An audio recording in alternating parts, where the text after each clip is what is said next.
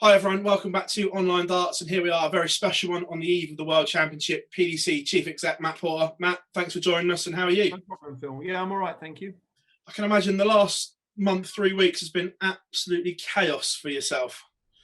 Yeah, I mean, I'm not bad at paperwork, to be fair, but I've never had to do as much as I have in the last couple of weeks. You know, the amount of protocols and documentation and procedures and things that we've had to put in place has been, quite challenging, to be honest. And it's obviously unprecedented. We've done a lot of behind closed doors events and pulled them off quite well, I think.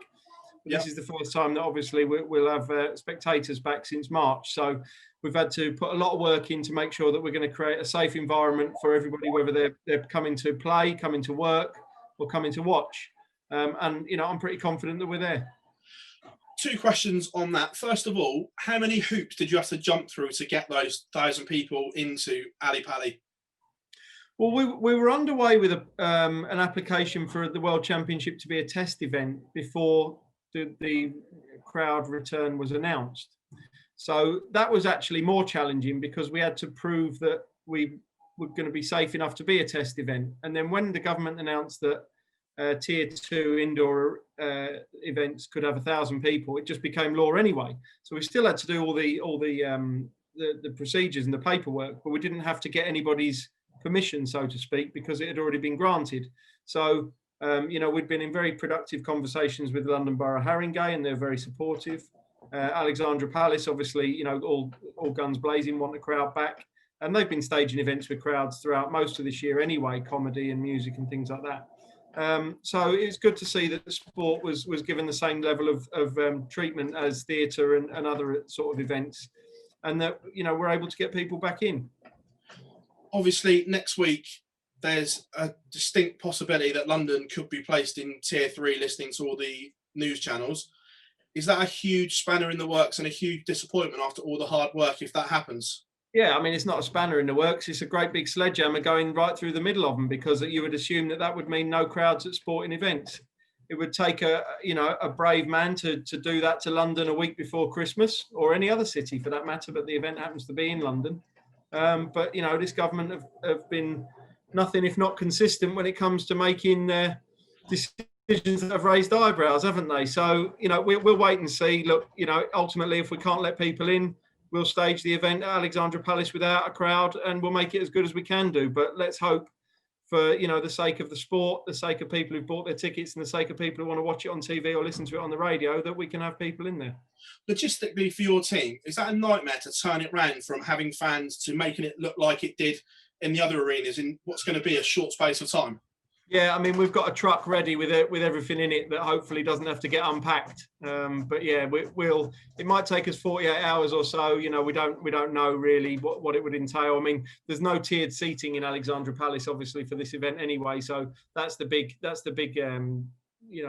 thing that takes up a lot of time. So if we did have to just whip the tables out and put different bits of lights and signage and things like that in, then so be it. Hopefully we don't have to. But we're ready for it if we do. And I'm guessing, from a frustrating point of view, that ticket sales have gone well. Yeah, they've gone all right. Yeah, I wouldn't say they've been, stunning. I think people are still maybe a little bit nervous about going out, or, maybe wanted to wait and see what happens on December the 16th. Some sessions have sold out, the ones you'd expect, the Saturday nights, the semis, the finals. But if you want to go on a Wednesday afternoon, that's not too difficult to get in at the moment. Look, there'll be a few hundred people in for every session, and there'll be people who'll be there for the right reasons, to watch darts and to enjoy themselves and respect the rules and things like that. So, some atmosphere will be better than no atmosphere. So, fair play, and thank you to everybody who's bought a ticket. And I hope we get the opportunity to entertain you this Christmas. Yeah, of course. Just looking ahead to 2021 a little bit, obviously fully understand why the calendar hasn't been released yet. Is that close, or are you waiting on government announcements? Because, again, listening to social media, a lot of talk that the Premier League might be pushed back to allow more time to get crowds in. Is that something that you're looking at? Yeah, it's a logical conclusion for people to jump to. And obviously the staging of the Premier League has knock-on effects. I think I've told you before when we've spoken that, things like Pro Tour series, 4 or 5 days or whatever at a time, is pretty much impossible when the Premier League's going on. So let's wait and see what happens with the Premier League when that starts, and what knock-on effect that has on other events. I think if if we know that there's, the delays would only have to be short to get back to normality, then they would be delays would be, more willing to stomach. I think, if you look at venues like Butlins, social distancing there is going to be very difficult because of the environment, everybody living together pretty much for 3 or 4 days. We've got plans in place with Milton Keynes for the Masters. And obviously most of the Premier League venues have been on sale for a year or so anyway, because they were technically tickets for the 2020 event. So if we had to stage those events with different environments, then we would have to redo the floor plans, work out who could keep their ticket, who couldn't keep their ticket, who would want to keep their ticket and who wouldn't want to keep their ticket. It'd get very, very difficult. And, if government legislation changed again, then it might be pointless anyway. So we're biding our time. We don't want players to waste their time and money on bookings for events that may not take place in the town or on the date that they expect them to. So, we're holding fire, and, people are tweeting like Barry and myself saying, what's happening with QSchool? What's happening with QSchool? Don't worry, don't worry. The reason we haven't told you is because we can't tell you anything that would make it worth your while to make bookings. Yeah. But we are very close. And probably by the time you put this interview out, you will know what's happened with QSchool. But the reason it's taken so long for us to get to that stage is because we didn't want to give you false information or fake news and make it, an ag when you had to then go and cancel your hotel or change your flight. Right, I'll come on to QSchool in a second with you. But first of all, with the Premier League, if it were to be pushed back, would the announcement of the 9 or 10 still be after the final, or would you delay the announcement of the players as well if it was put back? Yeah, we talked about that the other day, and there was a bit of a split decision on it, really. I think we'd definitely announce the bulk of the players. Yeah. Probably all of them. Yeah. But, it might be fun to keep everybody guessing for a few more weeks. Yeah, and I'm guessing with all the tournaments spread around, can we assume that it will be a straight 10 and the contenders is done for 2021? That's something we're looking at, yeah. I mean, the contenders works well when it's people in their home cities and things like that. Whether it's run its course, whether it's lost its impact a little bit is something we are looking at. So, we haven't made a final decision yet, but, certainly a return to the 10 has been something that we've discussed quite extensively. And as you said, by the time this goes out, the QSchool announcement is out. An interesting concept, and one I quite like, split into 2 segments now. Yeah. For one, obviously for social distance purposes, but 2, this eliminates someone being lucky. And I don't mean that horribly or disrespectfully, but it means you actually have to earn your tour card over a course and distance, not just one day. Yeah, it's funny, really, because I think if you look in businesses all across, not just sport, certain things have happened as a result of COVID, which have maybe been accidental, but have ended up with a good result. Obviously, a lot of bad things have happened, but there have been some good things. And I think potentially this new format for QSchool could be something that ends up being the right decision going forward. We've had to bring it in for social distancing reasons. We can't possibly have 500 players in a room together at the same time. We haven't got an aircraft hangar big enough for that, and we haven't got 700 cubicles for them to play on. So, it had to be done that we reduce the number of players in the room at one time. So the logical step was to separate players based on some status that they had from 2020. And we're not giving people tour cards. They're still going to have to get through 4 days of qualifying, and there's still the same number of cards available. So it's still going to be very, very difficult to earn your card. But, what we're saying here is that, we want to be able to put the events on in mid-January as people are expecting them in a safe environment. And in order to do so, we have to separate players somehow. So what they achieved last year, whether they were on the tour or on a secondary tour. And then, if they're a new player, then, okay, you have to win through a couple of extra days. But ultimately, if you're good enough, you'll still do it. Yeah, no, 100%. And I personally really like the idea. I've been critical, and you've pulled me up at times for it. But I must admit, I really like this format. I think it's a great addition to the way QSchool is done. I'm just looking at a couple of other bits and bobs that have cropped up because of COVID and everything like that, and things that weren't be able to be done. Obviously, the World Series, is there a danger that because of travel restrictions around the world, the World Series might have to be postponed for another year? Yeah, I'd hope not. I mean, we're still 7 months away. We've got early June for New York and Copenhagen. and then obviously down to Australia. I think you can get into Australia if you're happy to live in a hotel room for 2 weeks when you get there. So it'd have to be a nice hotel, wouldn't it? You know. Let's hope by then that we've either all had a jab in the arm or you know, all the restrictions are lifted.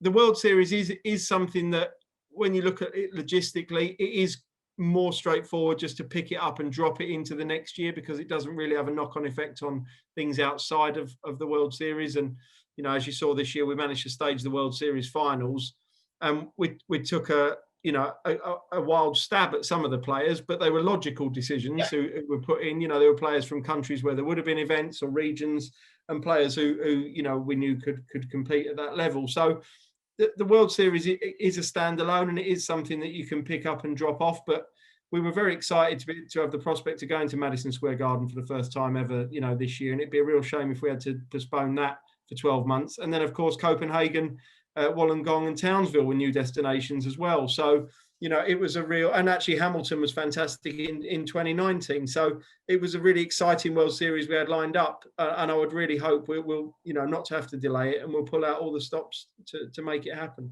Something else in 2020 you staged for the first time was the first Women's Series. First of all, what's the reaction been like? And have you had a chance to look at the data and everything like that? And do you think it was a success? Yeah, I mean, the number of players I don't think was too bad, 80 odd. I know Barry was a bit disappointed, but you know, he always shoots for the stars, so it's fair enough. Yeah. I think 80 odd was not bad. I think there was a noticeable gap between the haves and the have-nots, or the cans and the can'ts, if you like, and that's not a criticism of the other players. They don't get the opportunity to test themselves and improve by playing regularly. And that's something that I've been quite consistent on in any interview that I've done about women's darts, is that unless we build this from the bottom up, the top end is pointless. It's great to see Fallon winning at the World Championship. It's great to see Lisa getting a tour card. It's great to see Dita qualifying, Mikura in the Grand Slam. All those things are great, but they in isolation won't improve the standard and the numbers of women's darts. Yeah. You know, what will improve women's darts is giving more women more opportunities more regularly, and they need to be able to play in environments that they're comfortable with. So at entry level, yes, women only events, I think is the way to go. As you get into a more elite system, a more professional structure, then the sport should be mixed, because women are capable of playing against men, and it's a hugely valuable, unique selling point for the sport to have women and men competing against each other. And it would be a waste of that opportunity to do standalone women's events at the top end. There isn't enough interest in them, and it would dilute the effect that they have when you compare it to the headlines that Fallon got. She didn't win those headlines for winning a match. She won those headlines for beating a man. And whether that's right or wrong, that was what it generated. So we want to get more women into darts in the first instance, giving them more opportunities to play, more opportunities to improve, more opportunities to take it seriously, practice more, be competitive, set themselves ambitions and things like that. And then move on from there to think, actually, do you know what? I am now confident enough, or I can dedicate this much time, or I can allocate this much money to trying to play QSchool, Challenge Tour, Pro Tour, whatever. It may be too late for the current generation of players, because these things take a few years to build, as we've seen from the development tour. But, you know, if it's not, then great. And certainly if it's there for the next generation of players, then so be it. From that, can we assume there will be another ladies series, maybe a two, women's 2021? Yeah, definitely. Yeah. At least one. Yeah. Hopefully more than one for them, or one. Yeah. I mean, look, at the moment, we're reluctant to commit to events on dates in venues. Look, a lot of the venues we use, we can't use anymore. Like Wigan, for example, is a council venue. We can't book it. Yeah. It's not open to external clients at the moment. You know, there's issues with a lot of the venues that we use for tour events because of COVID. So it's pointless us going, here's our calendar, everyone. Doesn't it look great? And then 6 weeks later, we have to go, oh, sorry, forget all that. The venue's shut. The hotel's shut. You can't travel there. You can't get on a plane. It's pointless, completely pointless. So our intention is to stage more women's series events, more than one weekend. Hopefully we'll be able to do that. Great stuff. I like that. Then going down the list a few bits, we see over recent weeks there seems to be some rivalries, a little bit of needle between players developing from a sporting point of view. Do you like that? Because for years they've all got on. Oh, he was great. He's great. But I like that. Yeah. with the public What I hate is them smiling and hugging each other when they lose. I hate that. It's just come on, guys. You're there to win. Don't apologise when you win either. Don't do that. Wadey, stop doing that. Stop saying sorry when you win. If you don't want to win, just lose. Yeah. Just lose or don't turn up, you know. But when you win, you've won because you were better. You might not have been as good as you wanted to be, but you were better. And that is ultimately the aim of being a professional sports person, to be better. So be pleased that you were better. You're through to the next round. You've won more money. You might get a trophy. That's a good thing. We can all be nice. I'm not saying be horrible, stick your finger in another bloke's face or anything like that. Be polite, you know. Yeah. Touch fist. You're not allowed to shake hands anymore. Touch fist. And then be pleased that you've won, you know. So that's not just Wadey, but he's the main culprit, and I've told him before. But you know, look, ultimately, going back to your question, rivalry is good as long as it's professional. Yeah. It doesn't need to turn personal. There's no reason for it to turn personal, you know. And in 99 times out of 100, it doesn't. The guys are there to be competitive, to win, to be better than the other one. So the professional rivalry is great. And it's been difficult for a lot of them this year because there was a lot of uncertainty. There was a lot of nothing, you know, throughout the sort of middle part of the year. And then there was a lot of everything when we've had them locked up in Coventry and Milton Keynes for weeks on end. Yeah. So it's look, there's a lot of people in a lot worse circumstances. So I'm not saying they deserve any sympathy, but nevertheless, it's still been a challenging environment in which they needed to work. You know, so it's taken some of them a little bit longer than others to get used to that. And that's fair enough, because everybody's different. But now they all know what that environment's like. They're all able to cope with it. So, you know, I don't mind if there's a bit of rivalry. It shows that they're competitive. It shows that they want to be better. They've just got to keep it professional, not personal. No, great from my point of view. Loved every minute of it. I'm not going to lie. It's been great that the fact that there is these rivalries developing, like back in the day when Manly and Adrian Lewis at the Worlds and stuff like that. But that wasn't a rivalry. That was Peter living in Adrian's head. They're certainly.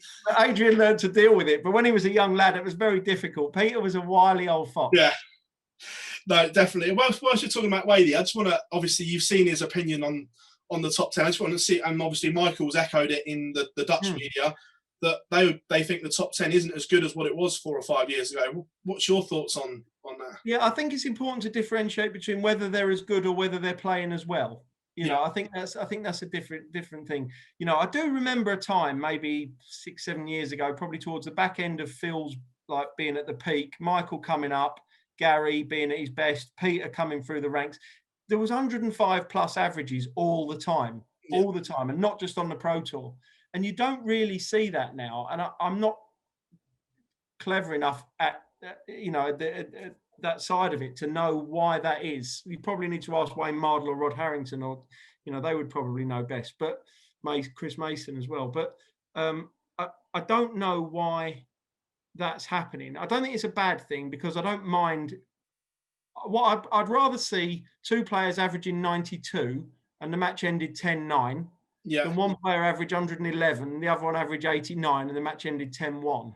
That would be of no interest to me or many darts fans or sporting public whatsoever. So I don't really mind if the overall standard isn't as good. And what you'll find is that the top players will improve as tournaments go on, obviously.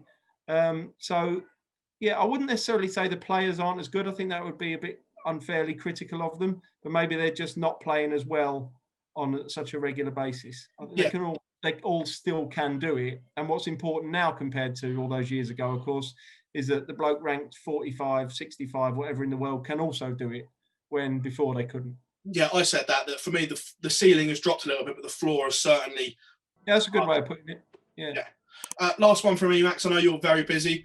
In terms for the PDC, this year we've seen so many first-time winners, which is great for the sport. Dimitri, Glenn winning, Jose winning his first title. Is this a good thing for the sport that like you say, it's getting mixed around and fans are seeing new winners, and it just shows that and gives younger players and older players with Jose the belief that they can go and win these big major titles? Yeah, I mean, as you said about the floor getting higher, you know, and maybe that's been a result of the ceiling being a little bit lower as well, you know, because they're not getting blown away by a guy averaging 110 from the quarterfinals onwards. But fair play to them. They're the ones who've shown the most consistency. They've adapted to the new circumstances. it suits some people better than others not to have a crowd. Not a lot we can do about that. There is no crowd, well, until a few days' time, hopefully. So, yeah, fair play. I think now with our tournaments, you cannot take away from anybody who wins one. You can't fluke it. You have to win minimum 5 matches. They're long matches. They're in regular succession. You have to play well. You have to hold your nerve. You have to have bottle, like proper bottle. When we talked about Wadey before, he has got so much bottle, that bloke. He's frightening. He doesn't need to average 110 because his bottle, when he's averaging 95, is better than the bottle of somebody who might be averaging more than him. Yeah. I look at Mervyn as well. Mervyn was so close to winning his first event, and for his career has had so much longevity, and he has been consistently good for that length of time. And all right, he's had some spells where he's maybe dropped off the standards he sets himself, but he has the confidence to think that he can go on and win an event. And ultimately, only one player can ever win. Yeah. There could be 30, 40 of them who are good enough to win, but only one of them can win. And the fact that it's been shared around just shows the competitiveness and the strength in depth. So I just thought of one more whilst you're talking there. The amateur game, obviously some exciting stuff coming out this weekend. The WDF announcing some Category A tournaments or gold events, whatever they call them, and obviously MAD launching their blueprint this weekend. Good times for the sport after the demise of the BDO, that the amateur game is looking like it's going to be back in sync and can help feed the PDC long term by sending these players to QSchool and everything like that. Yeah, I mean, it'll be interesting to see. There's a bit of a land grab going on at the moment, isn't there? You've got the WDF, you've got MAD, and you've got UK Darts Association, who are all kind of jostling for position a little bit and maybe doing slightly different things to each other and working together on different levels. But ultimately, only the strongest will survive. And there's only a limited number of players and teams and counties and whatever to go around. So it'd be interesting to see who emerges from it the strongest. It'd be interesting to see what formats and tournament schedules and everything emerge. I think it's important for whoever does emerge to recognise that this is the amateur game now. We can't have somebody coming through and doing what the BDO were doing and claiming that it was a world professional darts championship, because it's just not. And that's just not fair on the guys who are playing professionally week in, week out. 100%. So, I think it's an interesting time. It's one we're watching. We've had communication with all of the organisations. We've wished them all the best. We've got open lines with them all. We've not assisted any of them yet. We might do in the future. We'll sit back and watch with interested eyes and see who emerges from the from the shadows to put on professional events and to have a fair ranking system and to make sure they've got the right steps on integrity and disciplinary and all those kind of things. The DRA are there to help them, and some of them have already had contact with the DRA because they're a reputable independent governing body, which any sports organisation needs. So it is interesting times, and I feel for